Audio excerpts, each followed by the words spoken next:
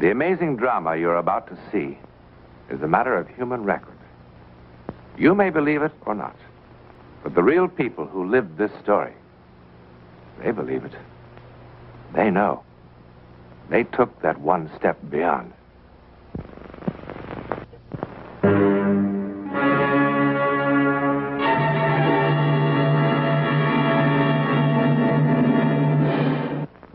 Last summer, I went on a short holiday to wonderfully cosmopolitan Mexico City. It was Thursday. My wife had, of course, gone shopping, and I had a few hours to kill. One of the hotel porters told me about this cellar bar, and... That's he, Mr. Newland.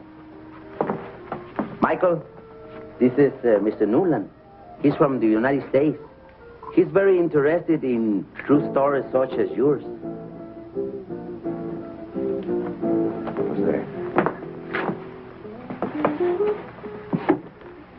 I don't want to embarrass him. Maybe we should... Embarrass him? Why, nothing can embarrass him. Well, he tells the story to anybody for a little wine. Why don't you buy him some wine? All right. Por favor, una botella de vino para el señor, para dárselo al otro. You're sure this is... It's the right thing to do.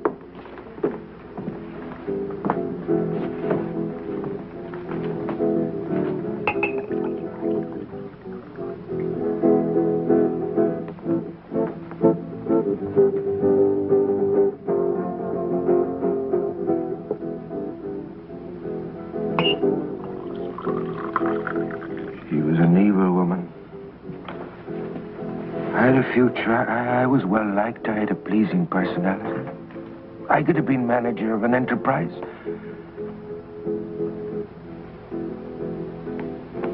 I was handsome, too. Handsome.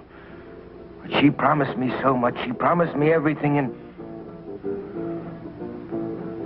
then she treated me so shamefully.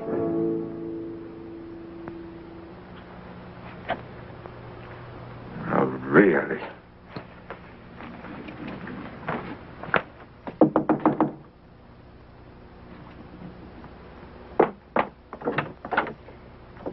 It's 5 minutes after 9. We're already an hour late. Then we'll be 2 hours late. Reasonable, darling. Open the door.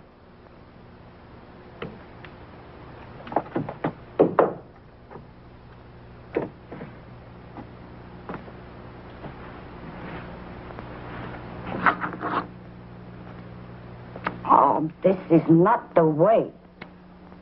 After all those centuries, would you have at least learned to comb my hair? Take a letter properly, or keep my books properly, or do something properly. I'm sorry. Both of you bore me so. He with his fading Irish charm, and you... Well, even you knew, I don't know why. I really do my very best, man. Yeah, I really do my very best, madam. Bring the necklace.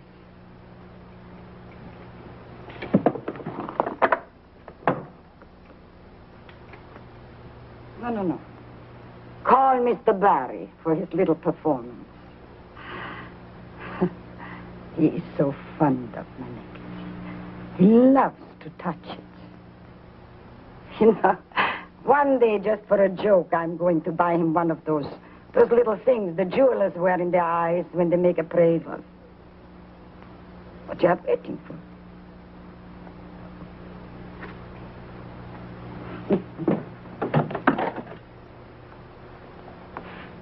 Countess Lorenzi wants you to help her with her necklace.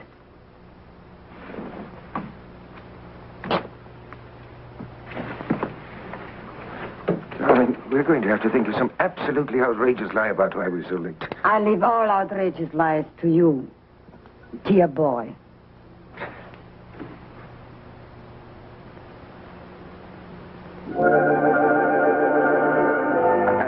I'm sorry, darling, but this clip always did give me so much trouble. But you put it on me so often, you should be able to do it with your eyes closed. Well, I'll do it. All right. I'll do it, darling. Take your time. Take your time. There. There now. There you are. Darling, you know, you look positively radiant tonight. But you always look at my necklace when you make your pretty speeches. Oh, Countess, why do you have to tease me so much? Tease you. But it is a remarkable necklace. When you are old, it makes you young. And when you are plain, makes you beautiful. Grace, tonight, dozens of young men, slender young men, will crowd around me. And Michael will get absolutely furious. Won't you? Yes. It's because I have a jealous nature, you know. Furious. Frightened. So there's my beauty secret. If you want Michael to notice you, you need more than a pink nose. Come on, Countess, now you're embarrassing her. Embarrassing her. Bring the car around the front. Yes, of course.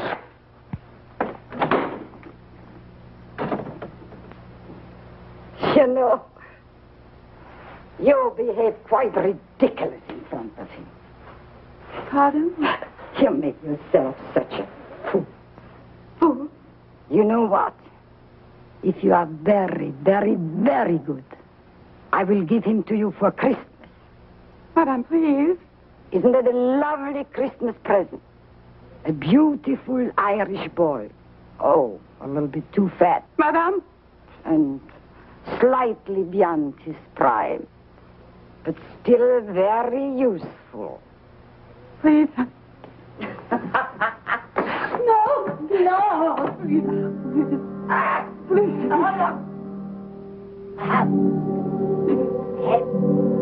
Hey. Can I breathe?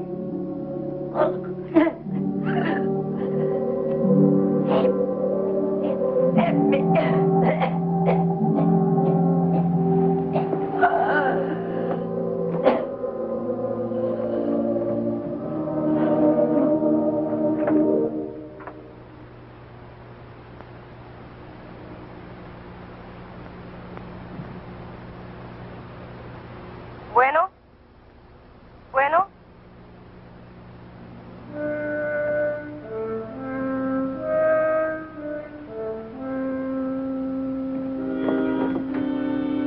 Goodbye.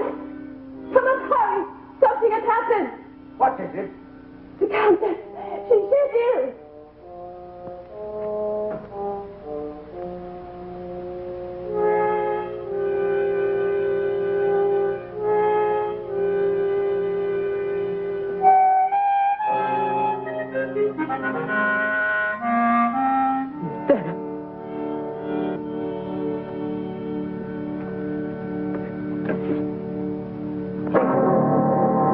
Give me the police.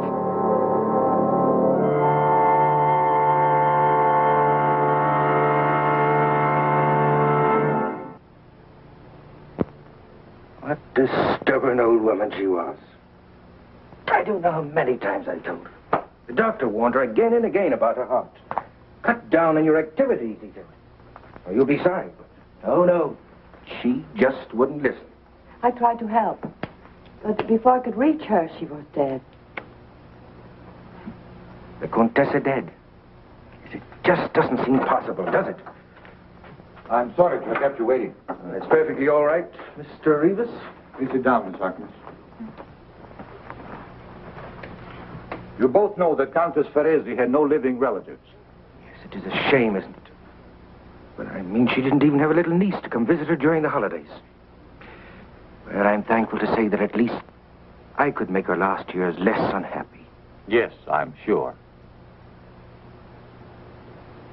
In this letter accompanying her will, she asked that both of you attend the reading as interested parties. Well, I told you, Miss Harkness. You see, she hasn't forgotten you. And with all her faults, she had a generous heart. I'll read the pertinent paragraphs, skipping for the moment items relating to taxes and so forth. Fine. Good idea. Go ahead.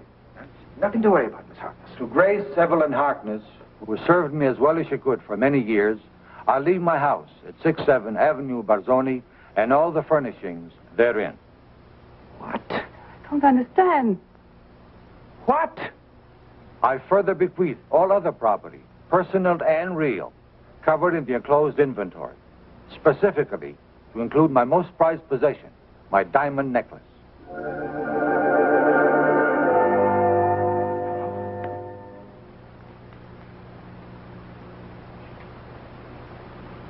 She didn't even mention me. My name isn't even mentioned in there, is it? Yes, Mr. Barry.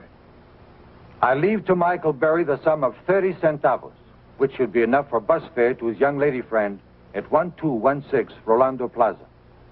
I am certain the tranquility that Mr. Berry will feel, knowing he is no longer in danger of being discovered, will more than compensate for any monetary consideration.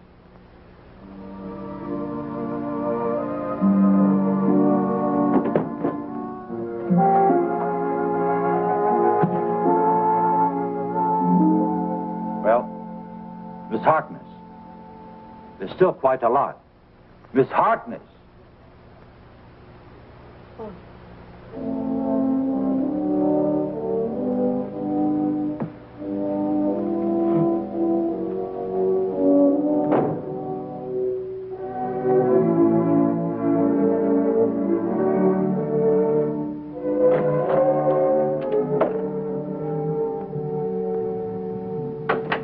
Expected you at 9. Well, I came at 11 instead. Yeah, I won't be needing that anymore. What is it you wanted to see me about?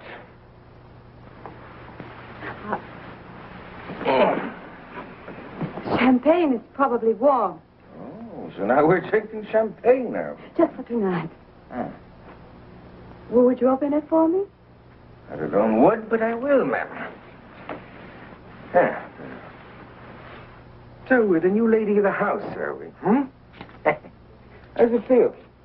Frankly, I am still in a daze. It has only been a week.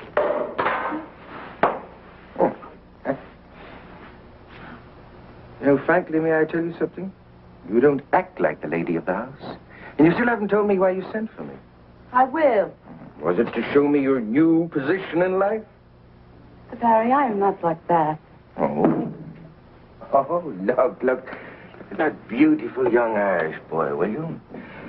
When you trifle to see, though, huh? I wanted to talk to you. Did you? What about? About several things. First of all, I want you to know that I think that she treated you very badly. I often heard her promise you. The moon? Oh, yes, of course, I remember that well. You know what I wound up with? 30 centavos. And even at that, she cheated me because the bus fare was 40 centavos.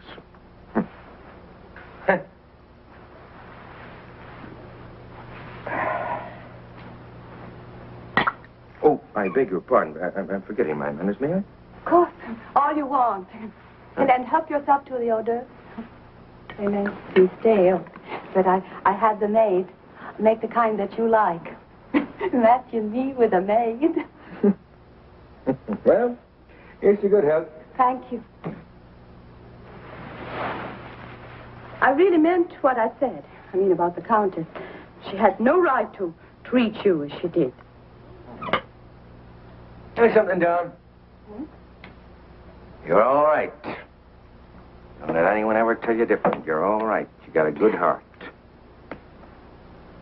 Oh, think of what a fool I made of myself in that attorney's office. I couldn't help it, I suppose. When I heard that 30 centavos, it was enough to drive me out of my mind. What shameful. Yes, it too. If she ever found out about Nina, I'll never know. You know, when I think of that old woman, Don't think of her. makes my blood boil inside of me. How she degraded me. Rubbed my nose in that dirt. You know, I could have been something. I really could, and I still can, you know. I could have been manager of an enterprise. Yes, you still can. You still can. No, that's too late now. When I think of the many times that I sat here in this chair waiting for her to open that door. You shouldn't give up. That's fine. It's very easy for you to say, my dear. You're young and you're still very handsome. Handsome? Yes, sure. Handsome. It's been my undoing.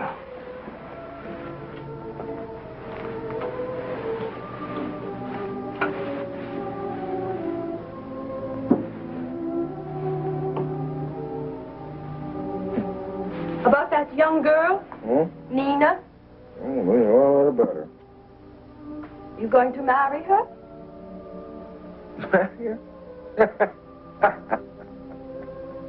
No, you know, when she heard about the will, you know what happened? She just... And I haven't seen a hide nor hair of herself. But did you ever think... Is she very young? Well, I don't know. She's about 25, 26, something like that, I guess. I thought she looked about 30. And the Countess was much too old. Forgive me for being forward, but did you ever consider that a woman your own age could offer you a great deal more than either one of them? Understanding, companionship. Excuse me. Listen to me. Babbling away. What did you say? Listen, Champagne. Just a minute. What did you say about Nina a moment ago? Nina, what about her? A moment ago you said something about her. Nina? Yes, Nina. Well, why do we have to talk about Nina? You haven't commented on my new clothes. It is very ungallant of you, Mr. Barry. You always spoke of how lovely the Countess looked. And I went to the same dressmaker. Oh, goodness, they charged me enough for the hair. I hope there's some improvement. What was it you said about Nina a moment ago, huh? Come on, tell me. You know, there's only one thing missing, and I'll be right back. Wait a minute.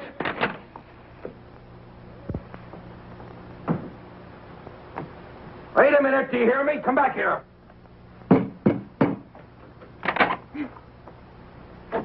How did you know how old she was? How'd you know what she looked like, even?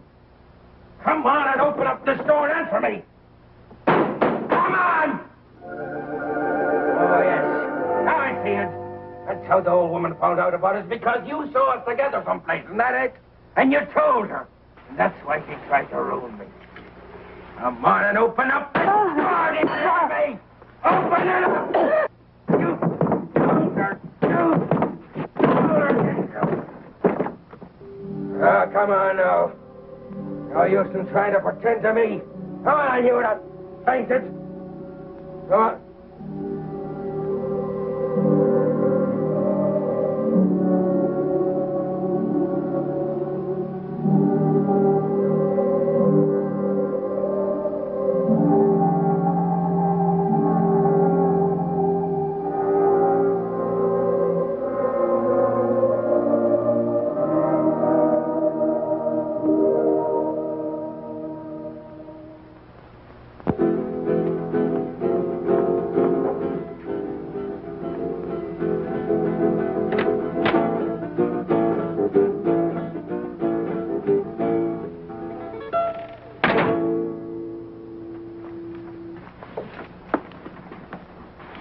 Now I know what the lock is for. What a nice way to say hello. Oh, I can say goodbye much better. No, Nina, you're a terrible girl. I always told you. You know that I've spent almost a whole week looking for you. You should have spent it looking for another nice, rich old woman. Oh, Nina, please. Please. Don't say that. Please, I beg you. You still wear too much hair oil.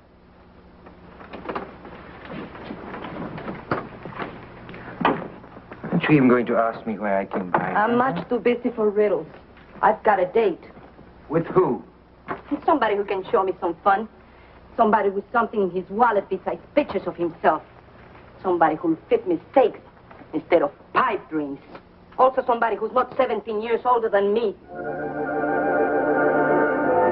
stole it. Oh, no. The Countess promised it to me 1,000 times, and I insist on people keeping their promises. I never saw anything so beautiful in my life. Yes, it is, isn't it? 180 diamonds. And each and every one of them absolutely perfect. Do you know it's worth more than everything else she had put together? You must have stolen it. Now, why talk about it? I'm keeping you from your date. Yes, I think I'll have to be going now. Going? Yes, well, I merely dropped around to say goodbye. Unfortunately, I'm cursed with good manners. Going where? Oh, I don't know. Rome, Madrid, Paris, Havana, I don't know. Any place at all. You try to sell that necklace, and the only place you'll go is to jail. Oh, no, darling, you're wrong. Not if I sell it one diamond at a time. But here now, forgive me. I'm keeping you from your handsome young man. Goodbye, Nina. Wait. Don't go. I've missed you, Michael. Have you? Really? Of course I have. Yes, of course you have. Look, you promised me so much, and then to end up with nothing. You know how you felt about the old lady when you ended up with nothing.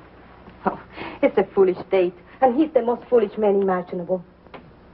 Don't go. No, darling. I am the most foolish man imaginable.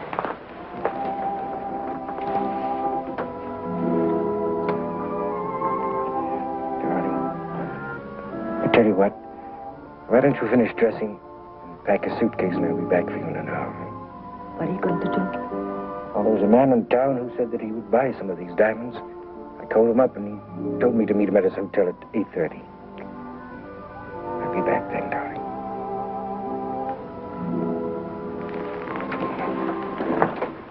Michael, may I see them just once more? Really? They're so beautiful. They almost hypnotize you. It seems so wrong to break them up. Yes, well, I imagine when you see how much money they realize that you'll feel much better about it.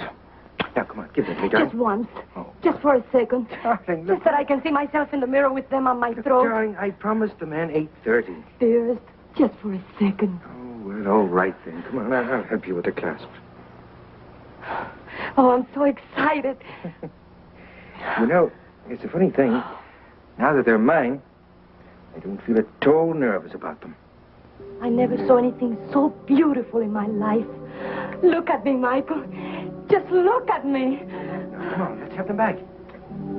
Darling, what's the matter? Nina, darling, what's the matter with you? Take them off. Nina. They're shocking me. They're shocking me.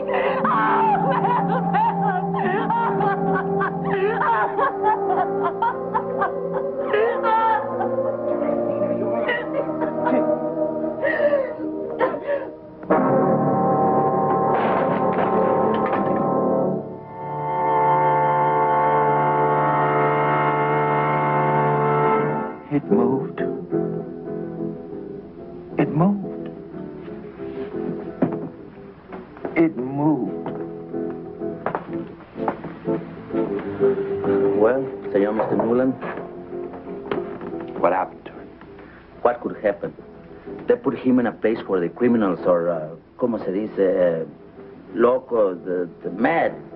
How long was he there? 8, 9 years, senor. ¿Quién sabe? All right, thank you. Jose. Thank you.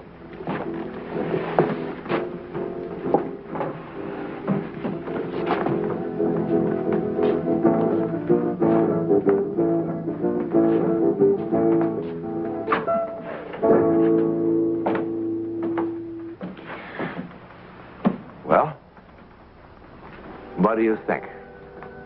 Did the necklace really move? If it did, it isn't the first time that a necklace seemed to have a life of its own. Around the turn of the century, a lady in Brighton, England, was most certainly strangled by her string of pearls. But how could such a thing possibly happen? Well, the psychic answer would be that somehow the vengeful spirit of the Countess managed to impart some sort of life, an evil life, to her necklace. Or if you want a more rational answer, as Jose the porter says, quien sabe? Who knows? In a moment, something about next week. Next week, and every week, we'll be bringing you the personal records of the rarest kind of human experience. Man's adventure in the world of the unknown. That mysterious psychic world beyond our 5 senses. This is your invitation to take with us that astonishing one step beyond.